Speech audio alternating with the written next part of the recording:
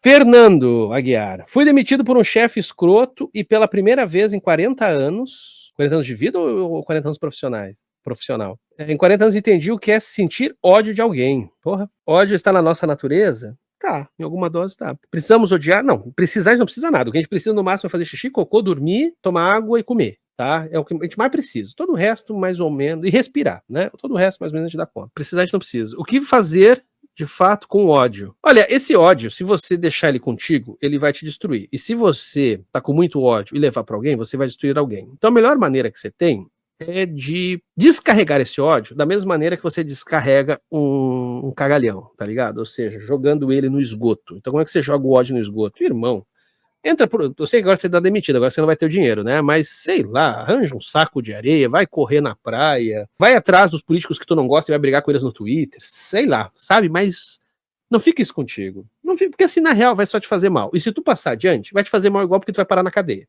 tá ligado? Vamos falar a real. Então, assim, ó, pega esse ódio gigantesco que tá dentro de você e vai descarregando todo dia. Porque ele é grande, você vai levar meses descarregando esse ódio dentro de você. Mas você vai todo dia, sabe? Descarrega em algum lugarzinho mais inofensivo, vamos dizer assim. É importante, é importante. Terapia também ajuda, né? Mas terapia não resolve só. Quando você tá revoltado, você tá carregado ali, sabe? Você precisa botar pra fora. Às vezes a maneira que faz isso não é só sentado ali conversando com o psicólogo. Às vezes você faz isso dando soco, tá ligado? Dando porrada no chute. Então, não vai bater em alguém. Vai dar um soco num saco de areia. Ou vai atrás de gente muito malvada. Vai brincar de Charles Bronson. Não brinca de Charles Bronson. Charles Bronson matava. Brinca de Batman. Vai atrás. Justice. Vengeance. Tá bom? Mas eu entendo essa tua revolta, cara. Eu entendo essa tua revolta. Eu já, assim, ó, eu fui demitido algumas, tantas vezes, né? É que no meu caso, no meu caso é meio específico, né? Assim, já teve alguma vez que eu... Não, teve uma vez que eu fui demitido no susto. As outras vezes vamos dizer assim, eu cavei falta, vamos dizer assim. Mas teve uma vez que foi no susto. A vez que foi no susto, eu fiquei muito puto, porque a universidade ela já atrasou o início do segundo semestre. Aí o segundo semestre começou em agosto, geralmente começava em julho. Aí começou o segundo semestre em agosto. Era uma universidade no interior, então eu viajei para lá, todos os professores viajaram para lá, para o início das aulas, era o primeiro dia, pedindo que a gente fosse na segunda-feira, mesmo que não tinha aula na segunda-feira, porque era uma reunião de início de semestre, nós fomos. E quando a gente chegou lá, a gente foi comunicado que foi demitido. E aí o que era foda é o seguinte, primeiro, por que eu viajei para ficar sabendo disso? Eu chego lá, vou dar aula, você foi demitido. Tá bom, não vou dar aula. Além de ser comunicado que é demitido, o que sacaneia você como professor ser comunicado no mês de agosto é que você não consegue mais emprego naquele ano. Às vezes você consegue pro ano que vem, e daí quando começa um novo semestre letivo. Quando você é avisado em agosto, precisa morrer alguém só, um professor precisa morrer para alguém precisar de ti correndo e te contratar. Essa foi uma que me deixou puto. Só não me deixou mais puto porque era um lugar que eu não gostava e foi uma coisa maravilhosa. Por isso que sindicato é maravilhoso. É por isso que sindicato é maravilhoso. Porque o que aconteceu foi o seguinte, eles me pagaram as minhas férias, as minhas últimas férias nessa empresa que eu trabalhei, eles me pagaram errado. Então, quando eu fui demitido, eles tiveram que me pagar 2 férias. 2. Aqueles tinham pagado errado, eles foram obrigados a pagar de novo toda ela, não pagar a diferença. Eles pagaram de novo todas as férias e tiveram que pagar uma segunda. Eu saí com 2 férias, porque o sindicato encheu o saco. Então, eu entendo essa revolta. Agora, pensa do limão uma limonada. Se teu chefe era um porre, você não tá melhor agora, sabe? Às vezes também tem que pensar um pouco assim, cara. Olha, falando sério agora, tá? Não tô zoando. Algumas das coisas que mais eu achei assim, porra, que injustiça, que merda. Depois eu percebi que essas coisas me direcionaram pra lugares muito melhores, cara. Tem algumas merdas, ou eu diria até, tem muitas merdas que acontecem na nossa vida que, quando você olha, você passa algum tempo, né? Você olha pra trás, você vê o contexto, você percebe, cara, que bom que aquilo aconteceu. Que bom, porque hoje eu estaria talvez num lugar onde eu estaria mais triste, eu estaria pior.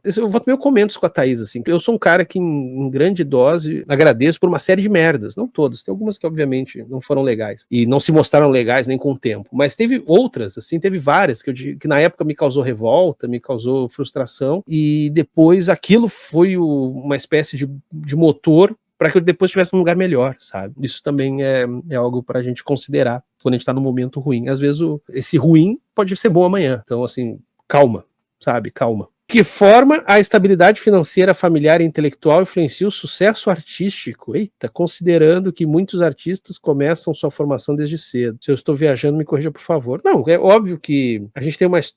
Bom, vamos pegar o caso até do... Vamos falar sério, né? Por exemplo, pega o Walter Salles agora, do Ainda Estou Aqui. Ele é um grande diretor, de fato, mas ajudou na vida dele, ele poder se dedicar ao estudo, poder estudar cinema, conseguir produzir filmes o suficiente para ir experimentando e refinando o seu próprio estilo. Então, sim, um certo berço de ouro ajuda para um caralho. Isso não é um determinismo, né? Você tem grandes artistas que não têm, às vezes, nenhuma educação formal, saca? Por exemplo, falo muito do Cartola, que ele seria analfabeto. Cartola analfabeto não era, né? O Cartola ele chegou a cursar os primeiros anos da escola, o Cartola lia poesia, mas de fato, o Cartola, pelo que eu sei, acho que nem terminou o ensino fundamental. E porra, tu vai dizer que o Cartola não era um poeta monstruoso? Ele era. Então, assim, não é um fator determinante. Você tem grandes artistas que saem da periferia, que saem de lugares pobres, e tem esse fator até meio doido, né? Às vezes você tem grandes artistas que eles não têm um repertório muito bom, saca? Assim, tipo, eu já conheci quadrinista que lê muito pouco quadrinho. Eu já conheci... Sabe uma entrevista legal? Uma vez eu estava vendo uma entrevista com o Jorge Furtado, diretor de cinema, e o Jorge Furtado falando, eu olho poucos filmes. Eu leio muito mais livro do que eu olho filme. Então, assim, às vezes o cara é bom numa determinada arte, e a arte em questão, às vezes ele não tem muito conhecimento, não teve muito acesso e tal, ainda assim o cara é bom. Agora, eu acho que no geral, sem cair num universal, sem abraçar um determinismo, no geral, você ter tempo, né? Você ter uma estrutura que te permita ter tempo para estudar, para produzir, para aprimorar, para refinar o que você faz, é bem mais provável que dali saia um grande artista. Alguém falou do Herzog. O Herzog, o primeiro filme que ele fez foi uma câmera que ele roubou, né? Essa história é maravilhosa. Ele roubou uma câmera para fazer o primeiro filme dele. Ele fez o filme dele com uma câmera roubada. Link, qual a sua opinião sobre o filme Círculo de Fogo e a série Adolescente? Porra, um com o outro. Se não tiver assistido, fica uma recomendação, renderia o que falar. Círculo de Fogo é o Pacific Rim? É isso? Qual que é? Tem um outro Círculo de Fogo? É, né? Círculo de Fogo é o Pacific Rim. Ou tem outro com esse nome? É um drama. É um drama sueco. Pode ser, né? É um nome que... Mas o que você tá falando é do Pacific Rim, certo? Pacific Rim é uma merda. Eu acho Pacific Rim uma grande bosta. Mas uma grande bosta. É um lixo. Completo lixo. Eu odeio Pacific Rim. Acho um trabalho bem merda do Del Toro. Não curto.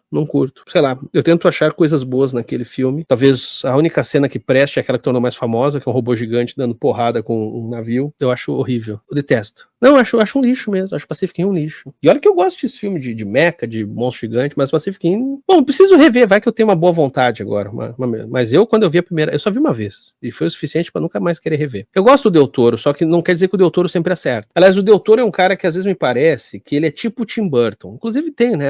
Tem pontos de contato. O Tim Burton eu acho que é um diretor bom quando corta um pouco as asas dele. Porque às vezes tem esse mito, né? Do artista selvagem, que se você deixar o artista fazer tudo o que ele quer, vai ficar maravilhoso. Não, talvez tem artistas que eles funcionam melhor quando tem alguém ali junto, meio que baixando um pouco, sabe? Dizendo, não, cara, maneira um pouco nisso, maneira um pouco naquilo. Eu acho que o Del Toro talvez seja, se bem que eu não sei, ele teve bastante liberdade no Labirinto do Fauno, porque o Labirinto do Fauno é do caralho. Não sei dizer se ali ele teve plena liberdade. Às vezes o Pacific Rim é o contrário, né? Às vezes ele não teve tanta liberdade, eu não sei. Eu gosto do Del Toro, mas Pacific Rim não rola. Esse vídeo é um corte da Live do Caos que acontece no canal do Quadrinhos da Sarjeta todo domingo à noite por volta das 9h30, geralmente. Então curta e compartilhe este vídeo. E se inscreva lá no Quadrinhos da Sarjeta, assim como aqui no Cortes da Sarjeta, pessoa vagabunda.